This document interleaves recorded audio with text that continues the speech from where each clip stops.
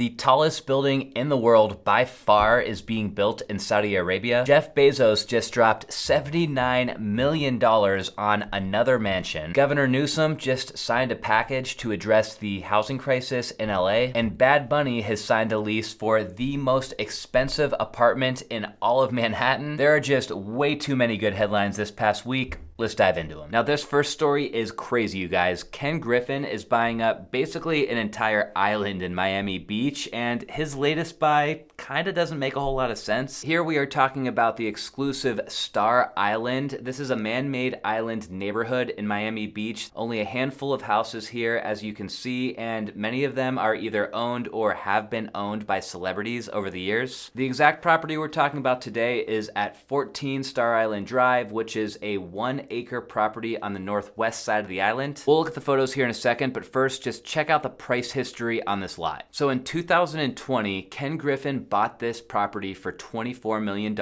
A year later, Ken Griffin sold the property to Alex Rodriguez for $18.5 million. And Alex Rodriguez just sold this same property back to Ken Griffin for $45 million. I know he's a billionaire and everything, but something about this just doesn't add up. The house itself obviously has amazing views. It's right on the water. It's very private from the street. It's got its own dock, which I'm guessing all of these properties on Star Island have.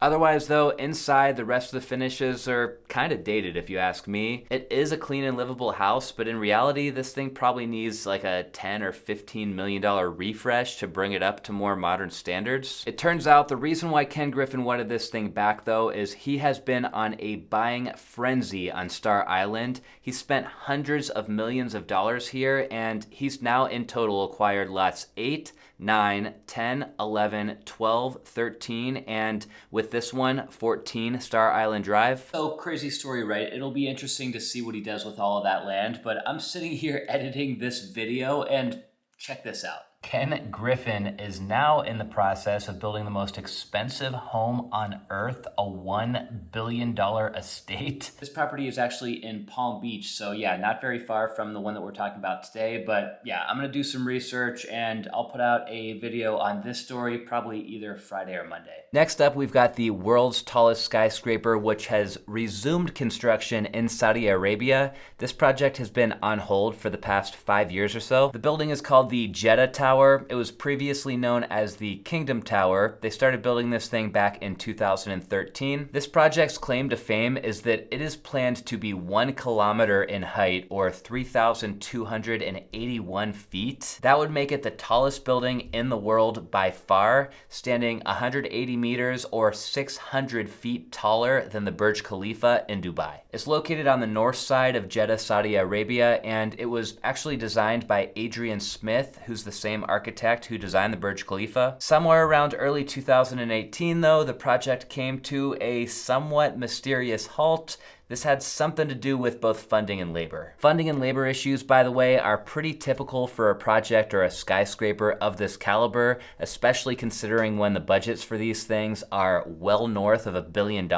As of 2023, though, the project is back underway. The developer just needs to find a new contractor to finish the job. As of now, they only have this thing built up to floor 50 out of 157 total floors planned, so it's only about a third complete. What I'm wondering, though, is that when they restart construction, whether or not they're going to have any issues with the structure itself, considering that this thing has just been kind of sitting out there exposed to the elements for all these years. When it does finally get done, the skyscraper is going to consist of apartments, hotel rooms, and office space. Next up, we've got a story about Gavin Newsom, and I'm going to keep this segment pretty short because anything political is bound to get people either upset or just flat out bored out of their mind. But anyways, Governor Newsom just signed an extensive package with 56 total bills meant to help address California's housing crisis. The first thing that this package allegedly will address is streamlining the construction process in California, which is a big one. It sometimes takes years to build a house or develop a property, particularly in the Los Angeles area right now, just due to the permitting challenges and red tape. But these new laws are supposed to first rezone land owned by nonprofit colleges and religious institutions to allow for affordable housing. Then they're also supposed to extend another law that fast tracks the permitting process on multifamily housing projects in cities that are falling short of affordable housing goals. Sometimes these bills seem to be pretty solid in theory, but it's always interesting to see where the money actually goes after these bills are passed. There's a lot to unpack here, but like I said, I was going to keep this part short, so let's move on to the next story. Next up, we have a much more lighthearted story.